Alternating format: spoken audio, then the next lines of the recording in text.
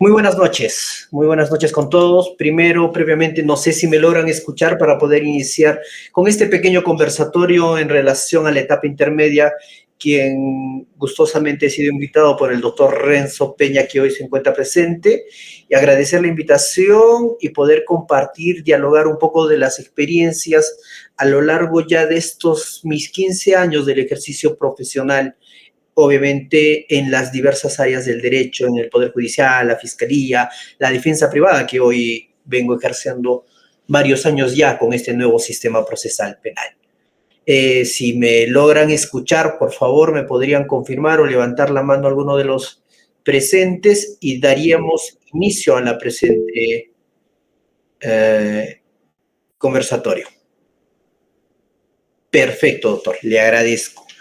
A ver, hemos preparado para el día de hoy, para el evento, para esta pequeña charla, unas diapositivas que quiero compartir, que quiero poder tener extensivo a cada uno de ustedes.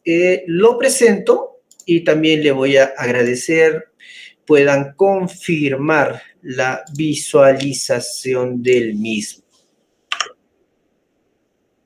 Perfecto, doctor. Le agradezco. Empezaremos, doctores, colegas, con esta pequeña exposición sobre la etapa intermedia del proceso. Pero antes de ingresar, una pregunta que me es importante poder consultarles. Somos felizmente un grupo pequeño, podemos tener un conversatorio mucho más fluido. En cualquier momento, si alguno de ustedes tiene alguna duda, puede levantar la mano y vamos dialogando sobre el tema. Me es importante saber, pero a efectos de tener una exposición un poco más fluida, un poco más cercana a cada uno de ustedes, me gustaría saber si podrían solamente levantar la mano cuántos profesionales en derecho tenemos y de repente cuántos abogados, para efectos de ver el tipo de diálogo que vamos a hacer respecto a la exposición, porque es mucho, a veces varía un poco cuando nos dirigimos a un público estudiantil que cuando nos dirigimos a un público de colegas, porque los requerimientos y las exigencias son más técnicas respecto del mismo procedimiento, respecto del mismo proceso. Entonces, pediría, por favor, nos puedan colaborar los que están presentes. ¿Cuántos estudiantes tenemos acá en la plataforma? Si podrían levantar la mano, ¿nos pueden apoyar? Tenemos uno, correcto. 1, 2. Entiendo yo, por consecuencia lógica, los demás participantes son colegas ya, por lo menos que ya tienen el título, para efectos de poder tener una exposición más dirigida a un público más especializado en el tema. De ahí la pregunta. Entonces, con estas precisiones iniciamos con la exposición. Vamos a hablar un poco sobre la etapa intermedia del proceso penal. ¿Qué es la etapa intermedia? ¿De qué se trata?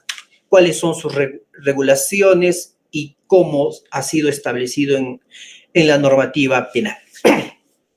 Empezamos con un aspecto preliminar. Es importante entender primero, como un aspecto de índole inicial, que el proceso, bajo las reglas de este nuevo Código Procesal Penal, está circunscrito en dos tipos de procesos. Uno, los denominados procesos comunes, y dos, los denominados procesos especiales. Doctor, ¿en cuál de los procedimientos nos vamos a circunscribir para poder dialogar, abordar sobre el tema que hoy pretende explicarnos sobre el proceso común?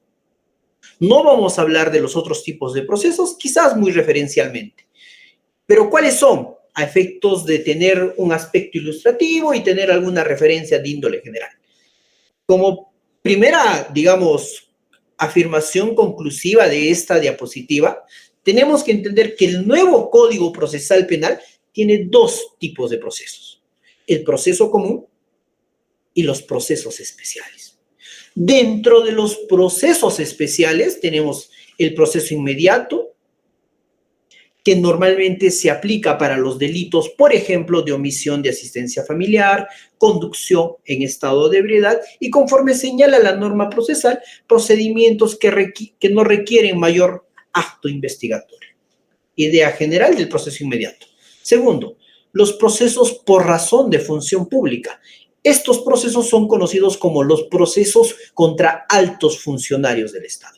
En estos procesos están los ministros, están los magistrados del Tribunal Constitucional, la Corte Suprema. Procesos por razón a la función pública.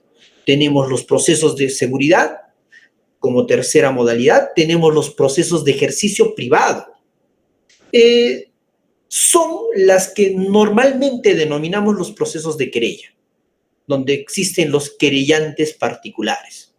Tenemos el procedimiento de terminación anticipada, tenemos el proceso de colaboración eficaz y tenemos el proceso de faltas.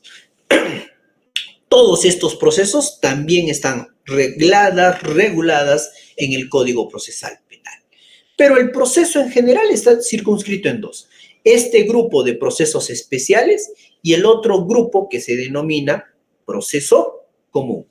Entonces, hecha esta introducción, es importante saber sobre cuál de los procesos el día de hoy vamos a dialogar. Va a ser sobre el proceso penal respecto a los especiales o al proceso común. Hemos quedado que vamos a hablar sobre el proceso común. Y dentro del proceso común también hemos indicado, y es importante establecer, que el proceso penal común, conforme a la filimina que hoy estoy mostrándole, tiene 3 etapas. La primera etapa es la etapa de investigación preparatoria. La segunda es la etapa intermedia y la tercera es la etapa de juzgamiento. ¿En cuál de estas etapas el día de hoy vamos a analizar y desarrollar? La etapa número 2. ¿Cuál es? La etapa intermedia. Esta etapa tiene sus particularidades, tiene sus cualidades distintas a la primera, a la segunda y a la tercera. Si me preguntan, doctor, a ver, usted me dice que el proceso penal tiene 3 etapas. ¿Cuáles son las diferencias generales entre una y otra? Listo, perfecto, colega. Podríamos decir que la etapa de investigación, primero, está dividida en 2 etapas. Diligencias preliminares y la etapa investigatoria, como dice la ley, propiamente dicha. Esa es la primera etapa. Esta etapa está a cargo y dirigida exclusivamente del Ministerio Fiscal, quien se encarga de realizar los actos de investigación para poder determinar la existencia o no de una conducta de índole criminal.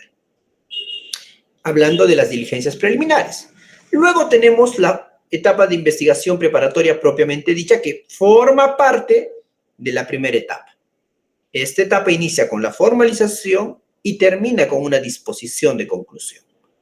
Esta está a cargo del Ministerio Público, pero la diferencia entre las diligencias preliminares y la diferencia entre la investigación preparatoria propiamente dicha es que en la primera no tiene control judicial y la segunda sí. ¿Cómo es eso que tiene un control judicial? Explíquenos, doctor. Claro. Tiene control judicial porque existe un denominado juez de juzgamiento que toma conocimiento de la comunicación de la disposición de formalización. Y a partir de ahí, formalmente tiene conocimiento de la existencia de ese proceso y el juez de esta etapa, en el deber ser, debiese estar para garantizar cualquier vicio o entuerto que pueda existir en la etapa de investigación. Ahora, la segunda etapa, la diferencia entre la primera y la segunda, la primera investigación, investiguemos, averigüemos, indaguemos, ¿hay delito o no hay delito? En la segunda etapa, que es la etapa intermedia, el fiscal ya ha determinado la existencia de una conducta con carácter delictivo, o por lo menos con presunción de causa probable, dice la ley. Se presume que existe una causa probable y por ende formula un requerimiento acusatorio. Con ese requerimiento acusatorio paso a la siguiente etapa, que es la etapa intermedia, y un juez analiza la acusación con los parámetros que la ley regula y si estima o si considera que la acusación cumple los requisitos formales, sustanciales, miren, dos tipos de evaluación, formal y sustancial. Si cumple con esos requisitos, emite un documento que se llama auto de enjuiciamiento. Entonces, la etapa intermedia servirá para sanear, para analizar y revisar desde el aspecto formal y sustancial la acusación formulada por el Ministerio Público y también el sobreseimiento.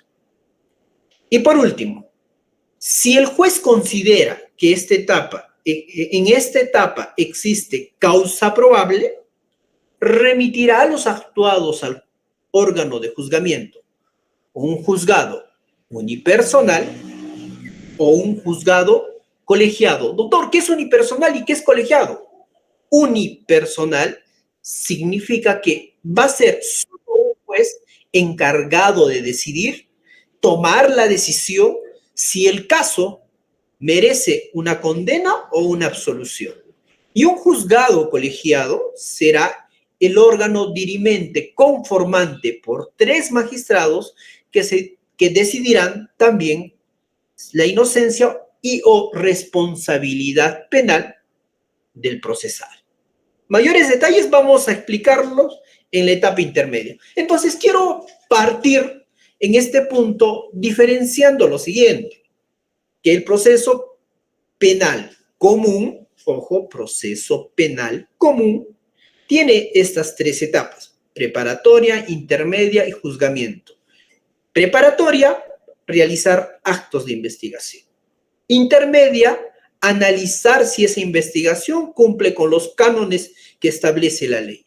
Y juzgamiento, decidir si esa investigación determinó o no determinó responsabilidad penal. Eso a cargo de un juez. Ahora, la etapa intermedia, que es como hemos explicado precedentemente, es la segunda etapa del proceso penal.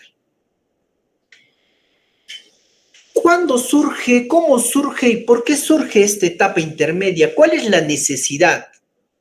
Los que tenemos cierta antigüedad, no solo en edad, sino en experiencia también, en mi época, a los inicios de mi ejercicio profesional, todavía pude ver, y todavía aún existe en el Perú, 2 sistemas jurídicos procesales penales que se aplican.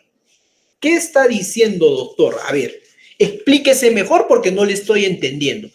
Le estoy diciendo que el día de hoy, 2024, exactamente 2 de agosto, existen 2 sistemas jurídicos procesales penales vigentes en el país. Es decir, en términos sencillos, existen 2 códigos procesales vigentes en el país. Incluso podríamos decir 3, pero vamos.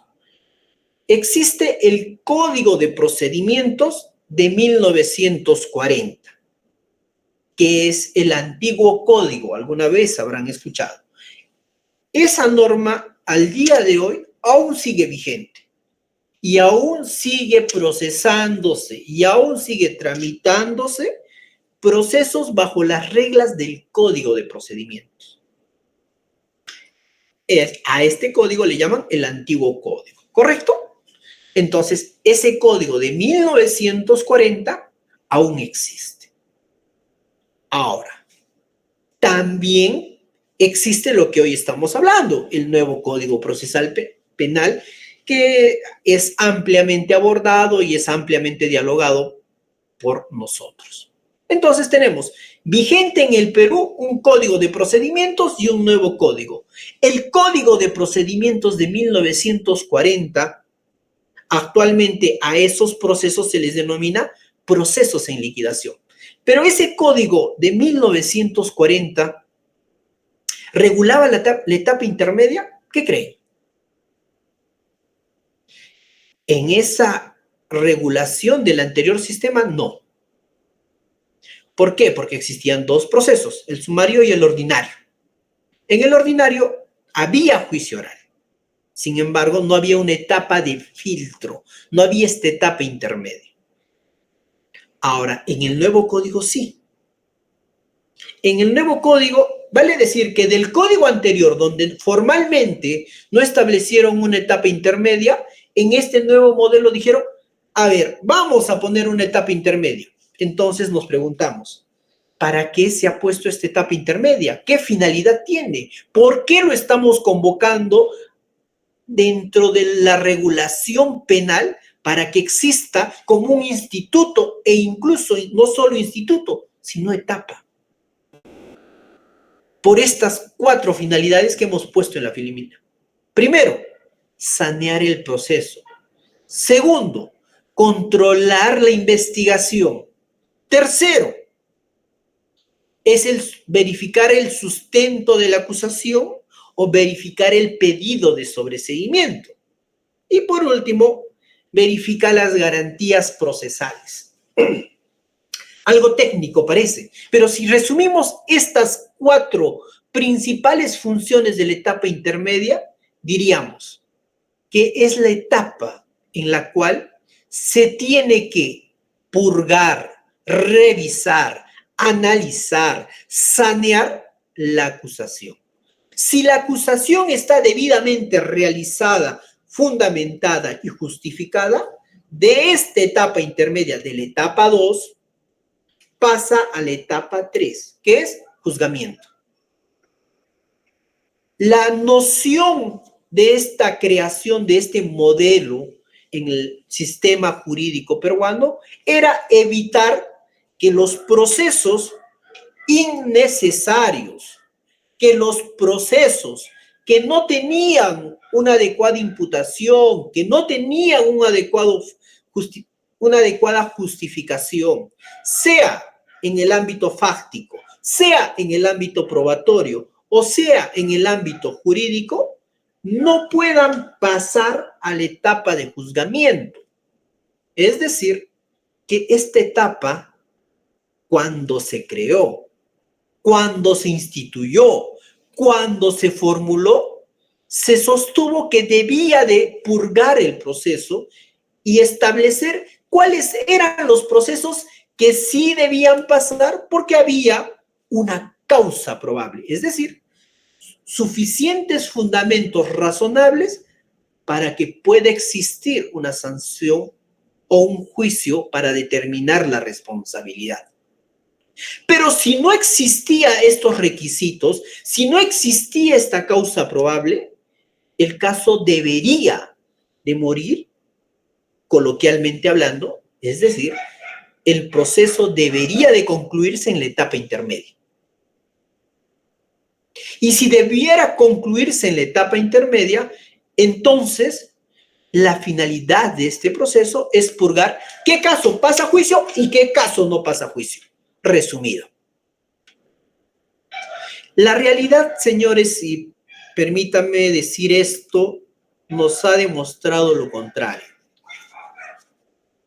En los pasillos judiciales, en la doctrina crítica sobre la etapa intermedia, se ha establecido que prácticamente la etapa intermedia muchas veces se ha vuelto la mesa de partes del Ministerio Público. ¿Por qué? Porque a veces no se hace un filtro adecuado. No existe, que yo sepa, todavía en el Perú, entiendo que sería un buen tema de investigación para los que les gusta investigar, y establecer cuántos casos de la etapa, que han pasado la etapa intermedia y han llegado a juicio, han sido condenados. Sería un buen baremo para poder determinar si en efecto la etapa intermedia está siendo debidamente trabajada, debidamente controlada y debidamente garantizada.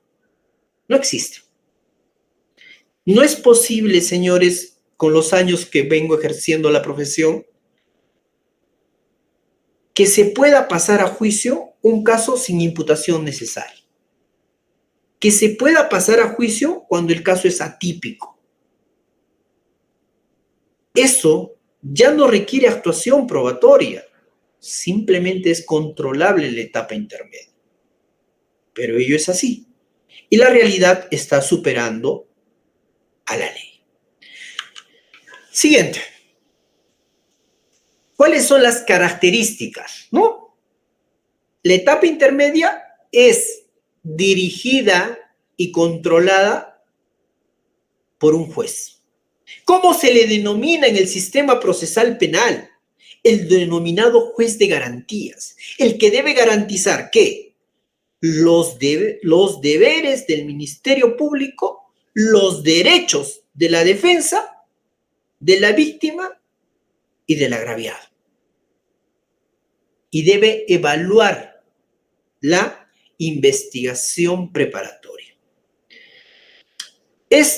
Una tercera característica, se dice, es una fase funcional inherente al modelo acusatorio.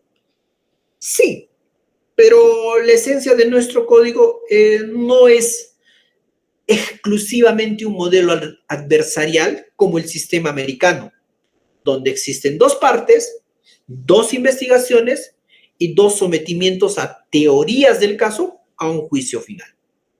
Pero en el esquema que nuestro código planteó, postuló Ministerio Público encargado de defender a la sociedad y demostrar la existencia de un delito.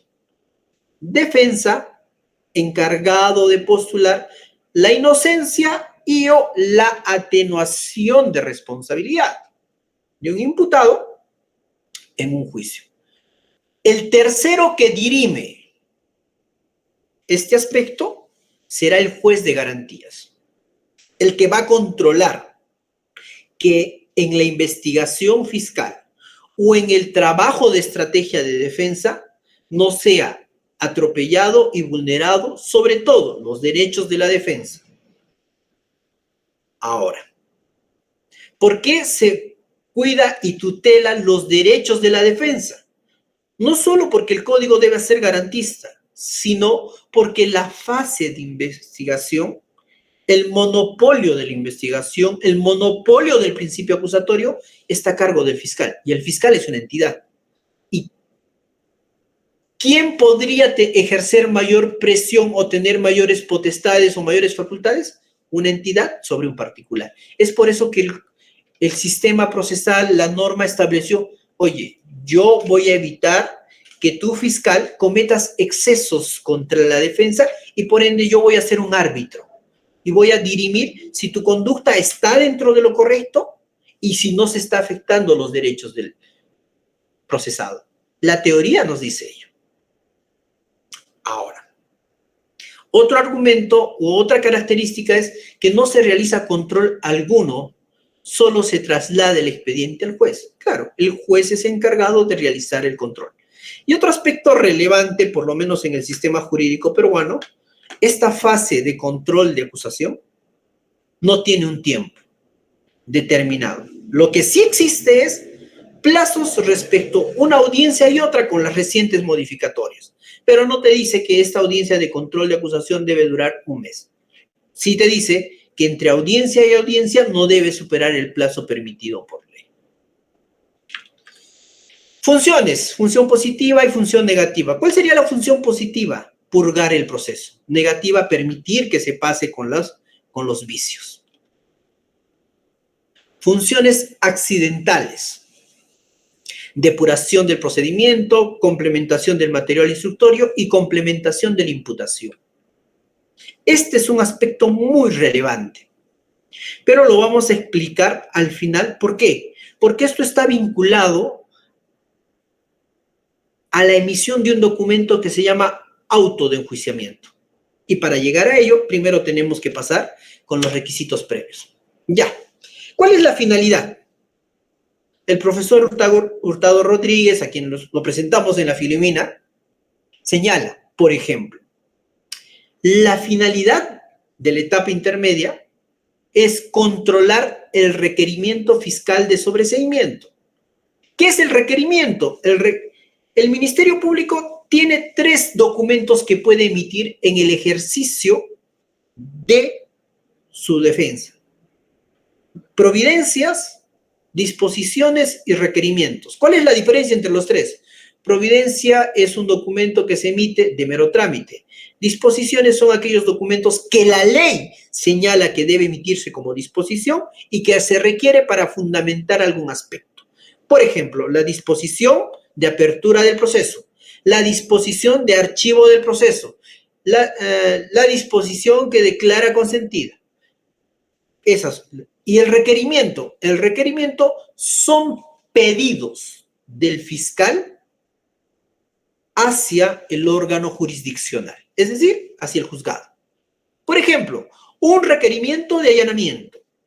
Señor juez, permítame ingresar a ese inmueble porque advierto que existe una conducta delictiva y requiero que los bienes de procedencia delictiva sean incautados. Requerimiento de incautación. Requerimiento de prueba anticipada. Por ejemplo, Cámara Gesell, señor, ha existido un delito contra la libertad sexual, pido que la declaración de la agraviada sea tomada mediante Cámara Gesell para evitar la revictimización. Requerimiento de acusación y requerimiento de sobreseimiento. El requerimiento de sobreseimiento es el pedido del fiscal para archivar el proceso. El requerimiento de acusación es el pedido por el cual el fiscal considera que existe responsabilidad penal respecto del imputado. Segundo, tercero, ¿cuál es la finalidad? Controlar los medios técnicos de defensa. ¿Y cuáles son los medios técnicos de defensa? Puede ser una excepción, una cuestión previa, una cuestión prejudicial. Aplicar criterios de oportunidad. ¿Ustedes han escuchado sobre el principio de oportunidad? ¿Ustedes han escuchado sobre el acuerdo reparatorio? Imagino que sí, el artículo 2 del Código Procesal Penal establece. Les hago un ejemplo.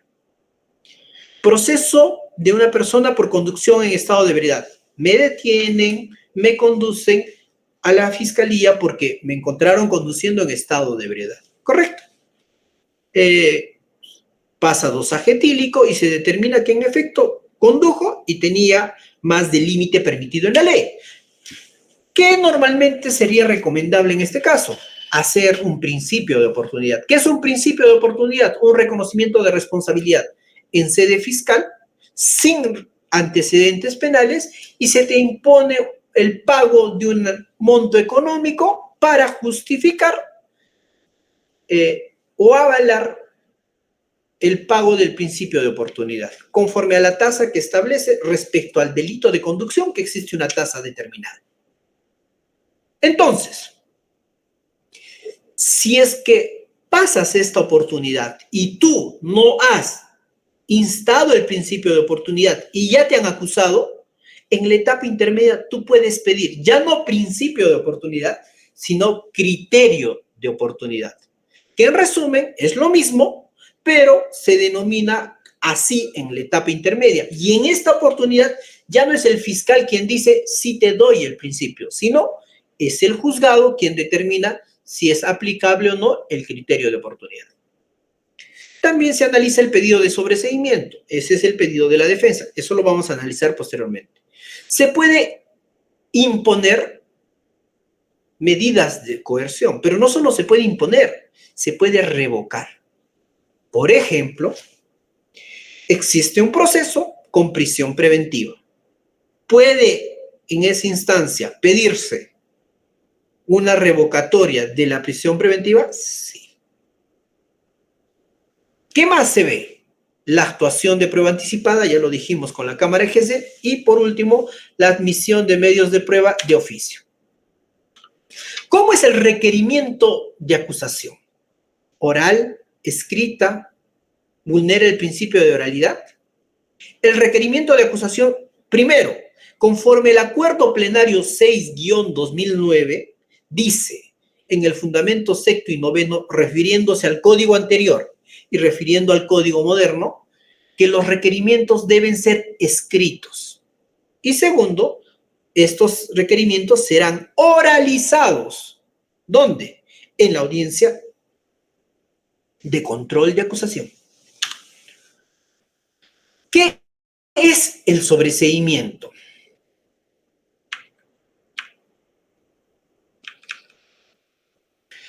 Como hemos señalado previamente, el fiscal, al concluir la investigación, tiene dos posibilidades. Paso mi primera etapa y digo, a ver, ya terminé mi investigación, ahora voy a analizar todo lo que he recabado la declaración de pruebas personales, he actuado las diligencias, he realizado las constataciones, he realizado la recabación de documentos, entonces ahora me toca decidir. Y la ley le dice, después de que usted concluya su investigación, está en la obligación de emitir un pronunciamiento. ¿En qué sentido? Un pronunciamiento de sobreseimiento o un pronunciamiento de acusación. Este pedido, ¿quién lo formula? El representante del Ministerio Público. Este requerimiento de sobreseimiento tiene requisitos. Pero también cuando hablamos del requerimiento es importante que podemos hablar que el sobreseimiento puede ser total o puede ser parcial. Total cuando comprende todos los hechos, todos los delitos y todos los imputados. Doctor, ¿y es posible hacer un sobreseimiento parcial solo sobre un delito y solo sobre una persona? Sí. En estos casos, cuando el fiscal decide hacer un sobreseimiento respecto solo de una persona y están investigados 10, el Ministerio Fiscal no emite un requerimiento de sobreseimiento, emite un requerimiento mixto, es decir, sobreseo por algún delito y a alguna de las personas y respecto de los demás procesados emite un requerimiento acusatorio. Este requerimiento acusatorio se denomina en conjunto el sobreseimiento y la acusación requerimiento mixto. Ahora, para que Fiscalía, ojo, Fiscalía pida el sobreseimiento, no se encuentra justificado en el arbitrio fiscal, sino se encuentra justificada en la base normativa. Este requerimiento de sobreseimiento y estas causales también pueden ser pedidas por defensa. Ya les explicaré minutos después cómo la defensa puede utilizar estas causales. Pero el requerimiento de sobreseimiento, primero, está sustentada en el artículo 344 y los literales A al D. Primero, el hecho no se realizó, vinculado a que la conducta no ha sido verificada conforme postula el Ministerio Público. Se postula que se ha sustraído un equipo celular, pero en el juicio nunca se demostró, o en la investigación nunca se demostró la preexistencia del bien. Es una causal de sobreseimiento.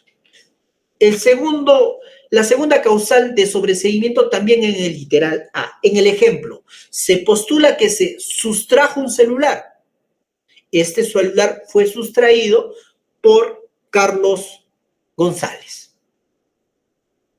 El fiscal dice, en efecto, se ha sustraído un celular, pero no se puede atribuir que Carlos González sustrajo el celular porque en la fecha de la sustracción, Carlos González se encontraba en la ciudad de Lima conforme ha sido acreditado en la investigación. Entonces, es otra causa para archivar el proceso. El literal B. El hecho no es típico. Se postula que, por ejemplo, se ha cometido el delito de peculado doloso. ¿Qué es peculado doloso? Cuando un funcionario servidor público se apropia para sí o para otro de un bien o caudal público. Ejemplo, Carlos, que es servidor de la entidad, se apropió de una suma dineraria de la administración. Carlos se apropió de dinero de la administración. ¿Ese hecho podría ser típico o no? En el ejemplo, no. ¿Por qué? Porque podríamos sostener que Carlos no tenía las potestades de administración, custodia o percepción respecto del dinero. Carlos era un funcionario de menor jerarquía que no tenía en su competencia. Entonces, no es un hecho típico. Otra causa, por ejemplo, de sobreseimiento. Concurre una causa de justificación o de inculpabilidad o de no punibilidad. El mejor ejemplo es la legítima defensa. Otro ejemplo, la acción penal ha extinguido. Esto ocurre, por ejemplo, cuando ya ha sido sentenciado por este hecho o la persona quien estaba siendo investigado ha fallecido. Y por último, que es la causal de sobreseimiento, no existe razonablemente la posibilidad de incorporar actos de investigación y no existe posibilidad para determinar con estos responsabilidad. Si de la investigación no se ha logrado superar la presunción de inocencia y no existe prueba hasta ese momento para ello, corresponde también a Fiscalía pedir el sobreseimiento en mérito a las causales indicadas.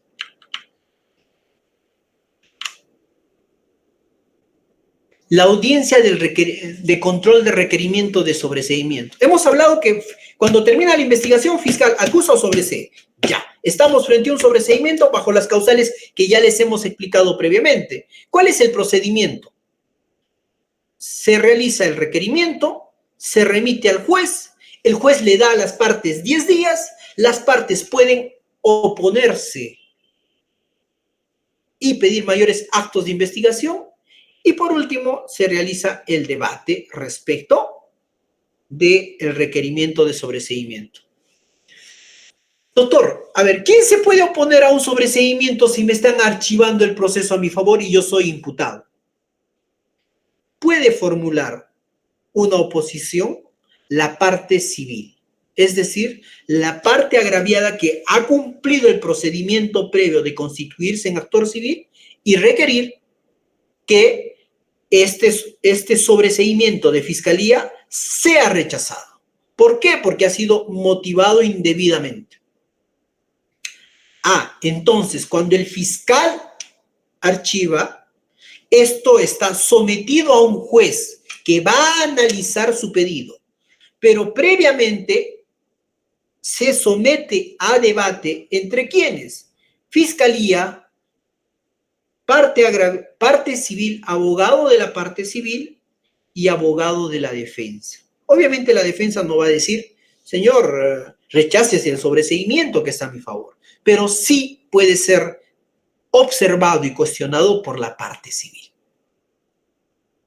Ahora, cuando Fiscalía emite el requerimiento y existe oposición, el juez tiene dos posibilidades de emitir resoluciones. ¿Cuáles son? Primero, puede declarar fundado el requerimiento de sobreseimiento, es decir, señor fiscal, lo que usted me ha dicho es correcto y por ende archívese. Artículo 346, inciso primero del Código Procesal Penal. Pero también puede decir, señor, no, ese requerimiento que usted ha realizado es incorrecto, se encuentra indebidamente motivado, la causal solicitada no es la correcta, por ende, yo discrepo.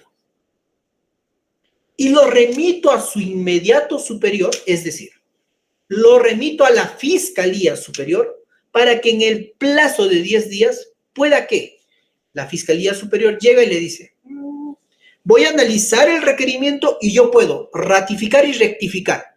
¿Qué es ratificar y rectificar?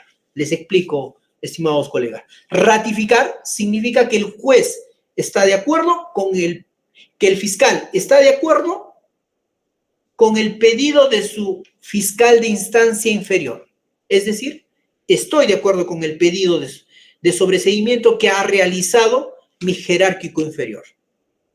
O también puede decir, no señor, el pedido o el trabajo hecho por mi inferior jerárquico es incorrecto y por ende rectifico y ordeno que otro fiscal emita acusación.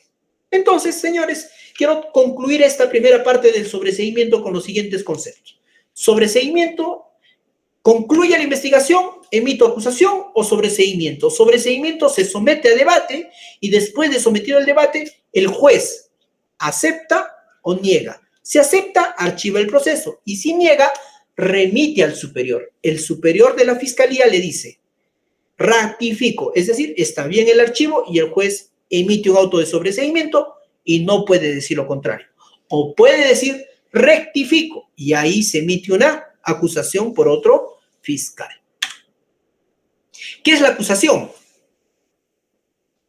La acusación es un acto postulatorio mediante el cual el fiscal considera que existe causa probable. Su contenido es esencial.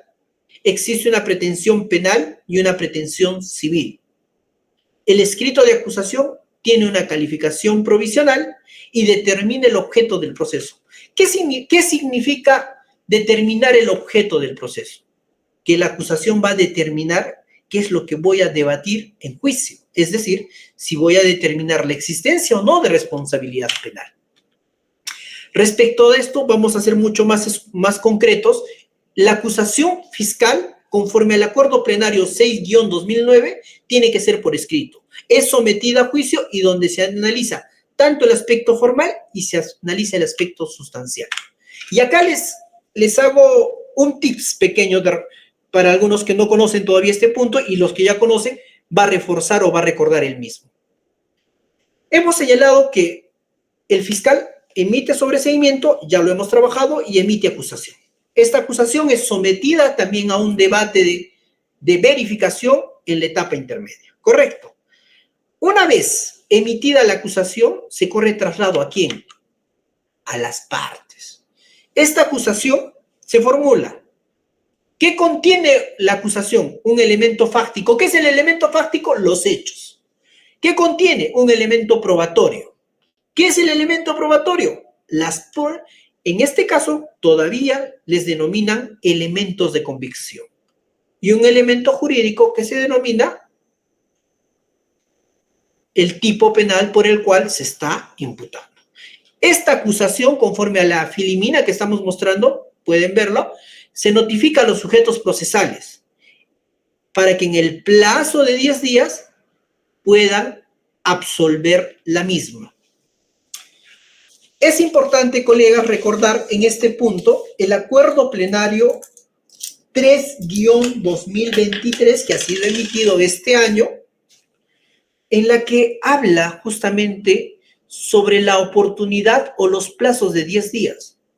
Existen casos, y esto es un tip para considerar, existen casos como crimen organizado y casos complejos que si bien la ley te ha dicho conforme al 350, usted solo tiene 10 días para poder responder, el acuerdo plenario 3-2023 les ha dicho, señores jueces, un momento, no podemos trabajar los casos simples, como de violencia familiar, como de hurto simple, como de conducción o como de omisión de asistencia familiar, donde el expediente no consta más de 50 o 20 hojas, en la cual les dan 10 días para responder, a homologar a un caso en la cual existe 100 imputados, 100 carpetas fiscales, 200 anexos y decirle, también tienes 10 días. La Corte Suprema, a través de ese acuerdo plenario, les ha dicho, señores, ustedes tienen que garantizar la admisión de medios de prueba. Y en caso de existir, en casos complejos o de crimen organizado, la defensa puede requerir un plazo adicional para poder presentar la absolución a la acusación, vale decir, la respuesta a esa acusación en un plazo ampliado y razonable. Un tips a considerar, estimados colegas. Requisitos formales de la acusación. Tiene que describir los hechos, correcto. ¿Cuál es el hecho por el cual se va a ir a juicio? ¿Cuál es la calificación jurídica? Existió una sustracción, será hurto. La legitimación pasiva. ¿Quién cometió el delito? Segundo, cuarto, si él cometió el delito, ¿cuál es la pena y la reparación que le pido? Y quinto, ¿cuáles son las pruebas que voy a ofrecer para que sean actuadas en juicio? La acusación, conforme al acuerdo plenario 6-2019, dice, tiene que precisar, debe haber una correlación entre los hechos, una relación clara y precisa de los hechos. Precisar los elementos de convicción, la atribución del imputado, la relación de circunstancias modificatorias, la ley penal, la reparación y los medios de prueba. Estos componentes, señores, están en el artículo 349 y establece los requisitos que contiene la acusación. Ahora, hemos dicho que Fiscalía hace sobreseimiento o hace acusación.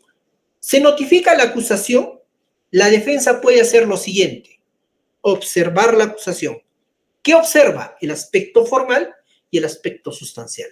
En el aspecto formal, ¿qué puedes observar? Los hechos, la tipificación y la prognosis de pena. En el aspecto sustancial, ¿qué puedes deducir? Puedes deducir una excepción, puedes deducir un sobreseimiento. Puedes pedir un medio técnico de defensa. Puedes pedir la variación, por ejemplo, de una medida cautelar. Si te han incautado tu vehículo, tú puedes pedir en esa audiencia, previamente por escrito, la variación de la misma. También puedo pedir el sobreseimiento. Mira, Fiscalía pide el sobreseimiento, pero también defensa, como ejercicio del control sustancial. ¿Y en qué se justifica? En las mismas causales que el Ministerio Público tiene para pedir la acusación. Esto está establecido en el 344. Puede pedir el criterio de oportunidad, lo que les comentaba rato antes. Puede pedir pruebas que sean admitidas. Y aquí también un tips importante. El acuerdo plenario 3-2023 que hace rato les mencionaba, también ha dicho lo siguiente: señores, estamos siendo muy formalistas. Por ejemplo, un requisito para la admisión de la declaración de un testigo es señalar su nombre, precisar su dirección domiciliaria, precisar el aporte probatorio y establecer la conducencia, pertinencia y utilidad. ¿Qué pasa si alguno de estos requisitos yo me he olvidado porque he sido negligente o porque el tiempo no me ha alcanzado? El acuerdo plenario dice, hasta antes del acuerdo plenario, muchos jueces que hacían, no has cumplido el requisito, rechácese, señor, no se admite, listo. A partir del acuerdo plenario les ha dicho, concédale un plazo para que subsane y cumpla con corregir o subsanar esa omisión. Es un aspecto importante que el acuerdo plenario 3-2023 ha traído como innovación. También podemos presentar documentos no incorporados o indicar dónde se encuentran. Podemos cuestionar la reparación civil y podemos proponer hechos o los denominados convenciones probatorias sobre hechos. Una vez realizada la acusación, una vez realizada la absolución de la defensa, se convoca la audiencia de control formal. Esta audiencia se encarga de analizar el control formal, es decir, analizar si los hechos están debidamente motivados y cumplen los requisitos del aspecto formal, y luego pasan al aspecto sustancial. En el control formal, por ejemplo, un aspecto que normalmente se debate en el control formal es la imputación necesaria. Y para ello, la imputación necesaria, conforme al recurso de nulidad 956-2011 Ucayali, fundamento cuarto y quinto, nos dice lo siguiente: existirá una adecuada imputación necesaria cuando exista una precisión clara, detallada y determinada respecto al elemento fáctico, respecto al elemento jurídico y respecto al elemento probatorio.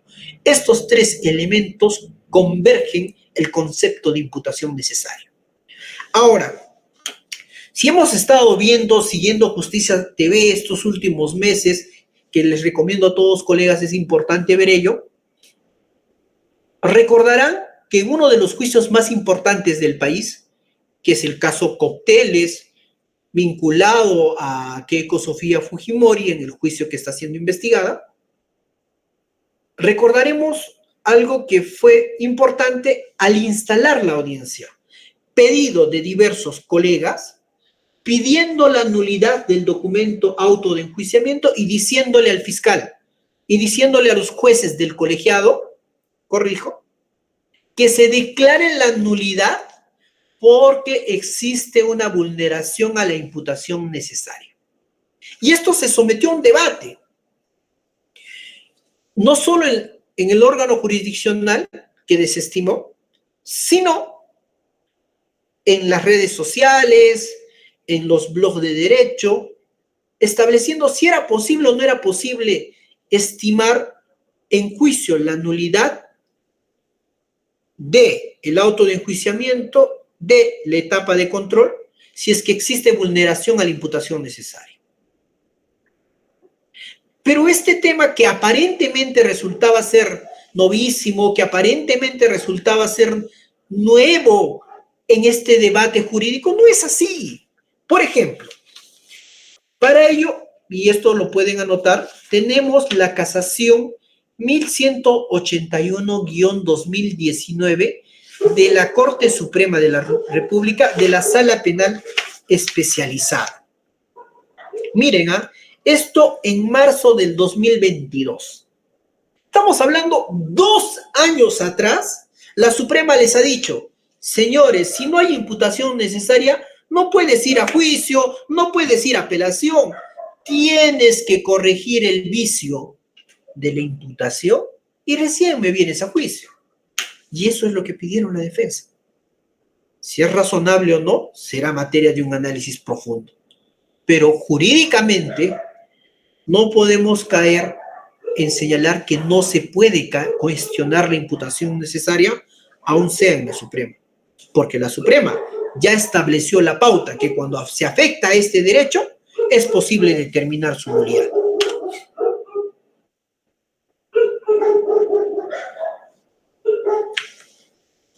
Ahora,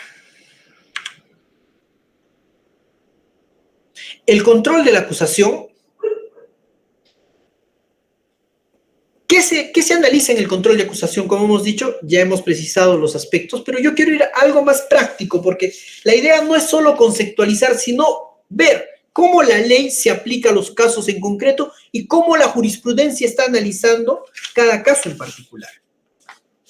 Por ejemplo, un aspecto a analizar dentro de un proceso es si el juez puede disponer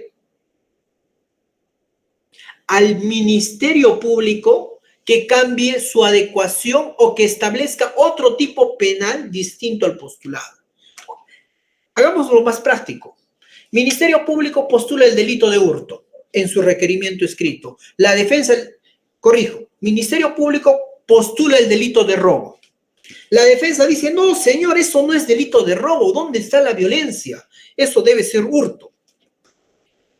Se somete a debate y el juez dice, sí, el señor abogado tiene todita la razón, he analizado las pruebas, he revisado las declaraciones, he visto el video, yo no he visto violencia. Señor fiscal, ¿qué le pasa a usted? ¿Cómo puede hacer un requerimiento por robo si cuando claramente se advierte que esto es, ¿qué? Hurto.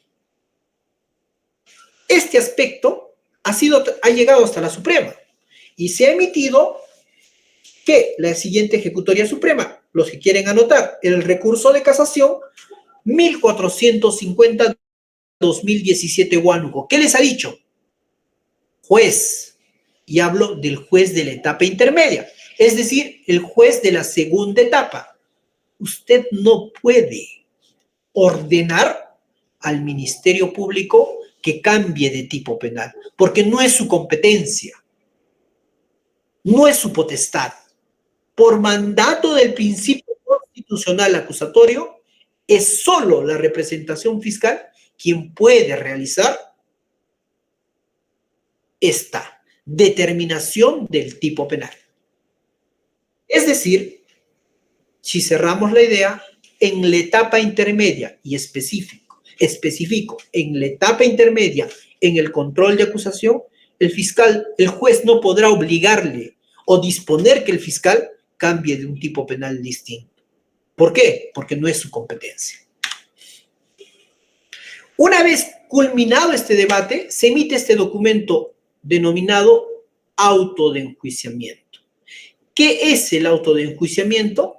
Es el resumen de la imputación, es el resumen del tipo penal y es el resumen de las pruebas admitidas. Una vez sometido a debate los hechos, la prueba y la calificación jurídica, el juez resume y dice, estos hechos han sido admitidos, este delito se ha admitido y esta prueba se ha admitido. Y ese documento se emite para concluir la etapa intermedia. ¿Qué contiene? El nombre de los imputados, los agraviados, los delitos, las pruebas admitidas, las partes constituidas y dispone que el expediente sea remitido a la siguiente etapa, juicio oral. ¿Qué hemos dicho? Juez unipersonal o juez colegiado. Quiero terminar con esto, señores, precisando lo siguiente. ¿Cuáles serían mis conclusiones a partir de la pequeña locución que hoy hemos hablado? La etapa intermedia está encargada de sanear la investigación. La etapa intermedia debe garantizarse los derechos de presunción de inocencia por parte del juez de garantía. La acusación se emite cuando existe causa probable. El sobreseimiento de una resolución judicial puede ser cuestionada ante la instancia superior. Y por último, me faltaba este pequeño tips acá. Acá lo tengo, no me gustaría irme sin dejarle este pequeño tips que ya es importante considerarlo. Es antiguo, sí, pero es importante considerarlo. Nosotros tenemos como un conocimiento casi general que el juicio, el proceso penal en general es oral, ¿correcto? ¿Qué pasa si, por ejemplo, se emite un requerimiento acusatorio, la defensa, ojo, la defensa dice, absuelve la acusación y pido sobreseimiento y dice, utiliza el siguiente argumento. Solicito el sobreseimiento porque las pruebas postuladas no son suficientes. Una línea. Y en efecto, eso pasó. Se formuló una acusación, la defensa planteó un medio de defensa en una línea y dijo, el hecho no es típico, ese hecho no existe prueba suficiente. Llega a la audiencia, la fiscal dice, señores, esta es mi acusación, pido juez lo admita. Un momentito, dice el colega de la defensa. Doctor, yo he planteado un sobreseimiento, pero yo no veo un sobreseimiento en su escrito. Doctor, ¿no ve esas dos líneas? Ahí dice sobreseimiento, le dice el colega de la defensa al juzgado. Y el juez le dice, señor, ¿cómo es posible que usted pueda hacer una absolución en dos líneas? Y el colega le dice, señor juez, ¿qué dice su título preliminar en el título segundo? Son principios del nuevo Código Procesal Penal la oralidad. Y yo he dicho que por escrito que hago sobreseimiento y ahora permítame ejercitar ese derecho a la oralidad. ¿Qué significa ello, doctor? Que voy a oralizar un sobreseimiento. Eso es lo que le estoy pidiendo. Y ahí el juez dice, eso no es posible, eso no es correcto, eso no debe hacer. La cosa es que este cuestionamiento entre el requerimiento escrito y la postulación escrita sumamente escueta por la defensa, llegó a la Corte Suprema. Y la Corte Suprema en el fundamento tercero dijo, en la casación 53-2010 Piura, este comportamiento afecta el derecho a igualdad de armas. El fiscal no puede prepararse adecuadamente. No existe un parámetro de discusión fijado y el fiscal no puede enfrentar observaciones o cuestionamientos sorpresivos. Y en efecto, así como se presenta un requerimiento acusatorio escrito, la defensa también está en la obligación de formular una observación de índole escrita. No estamos diciendo que tenga que ser amplísima, pero tiene que tener la suficiente justificación para que pueda ser sometida a debate. Y esta casación cerró y estableció y zanjó estos requerimientos que a veces las defensas presentaban respecto a argumentos que querían hacerlo de manera oral. Con esta jurisprudencia, y espero que haya sido de su agrado, doy por concluida mi participación en este diálogo sobre la etapa intermedia. Gustoso para poder absolver cualquier duda que puedan tener. Muchas gracias.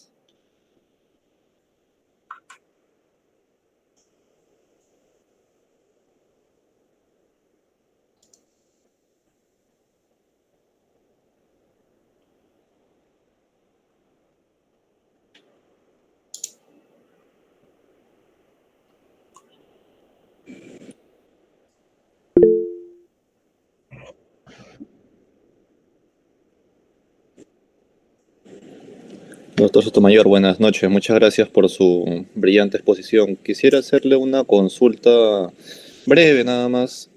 Digamos que hayas asumido la defensa ya para juicio oral y no se habría realizado un correcto patrocinio por los colegas previamente, ¿no? Tanto en la etapa intermedia, ¿no? No ha presentado ninguno de los mecanismos que usted acaba de indicar en aras de ejercitar un correcto derecho a la defensa. ¿En el juicio oral se podría emplear algún mecanismo o usar, digamos, alguna estrategia para poder subsanar esos vicios por una defensa ineficaz, digamos? Claro que sí, doctor. Me parece una pregunta muy interesante y sobre todo muy práctica. A ver, el proceso penal tiene 3 etapas, como hemos indicado, y entendemos que en la investigación y en la etapa intermedia hubo una defensa de carácter eficaz, ¿correcto? Pero estamos en el juicio oral ya. Estamos iniciando el juicio oral, estamos en la etapa estelar que se dice del proceso, y entiendo que como concepto previo, el Ministerio Fiscal ya formuló su teoría del caso, su teoría fáctica, su teoría jurídica y su teoría probatoria.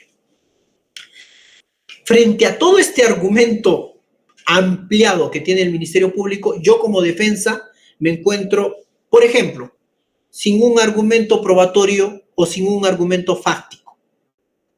¿Qué puedo hacer? ¿Cuál sería mi recomendación, colegas? Me parece que una de las mejores acuerdos plenarios que han hablado sobre este particular, me refiero al tema probatorio, es el acuerdo plenario 3-2023 que les mencionaba.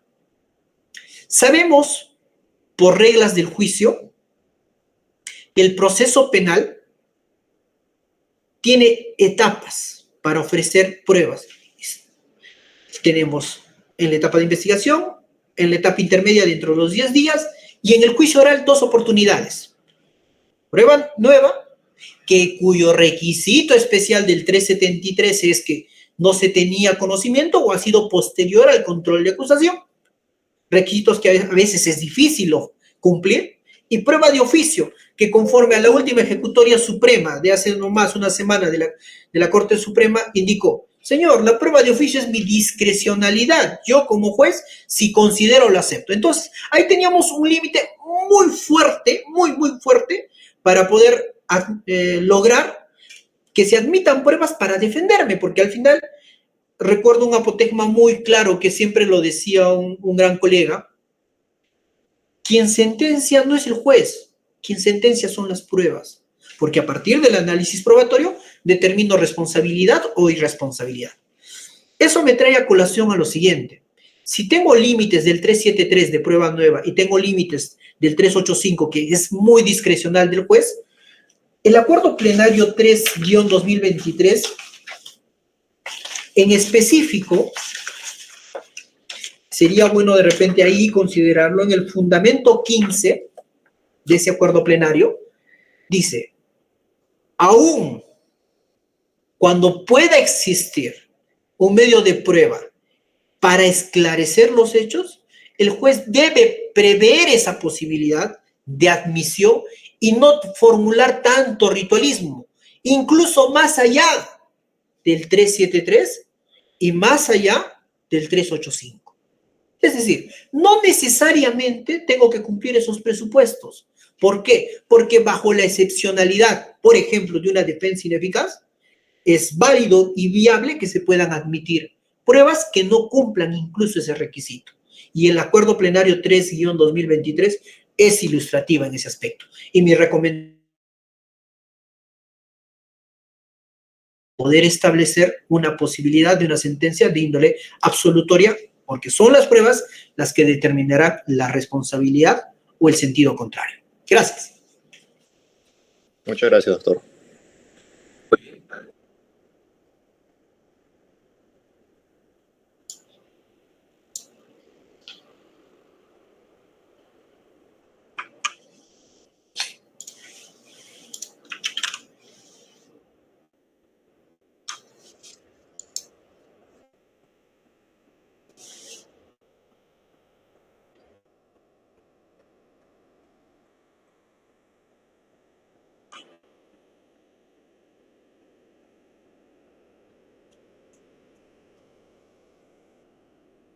Con todo gusto, mi estimado amigo Renzo. Gustoso por la invitación y siempre para mí es un agrado poder dictar, compartir, charlar y dialogar sobre temas académicos del derecho que creo a todos nos interesa.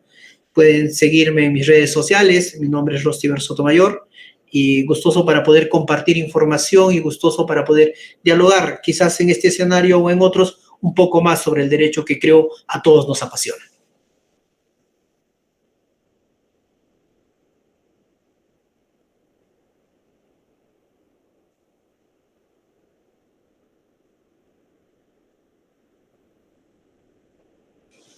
Muchas gracias, estimado Renzo. Estoy esperando la invitación para ICA. Ahí estamos.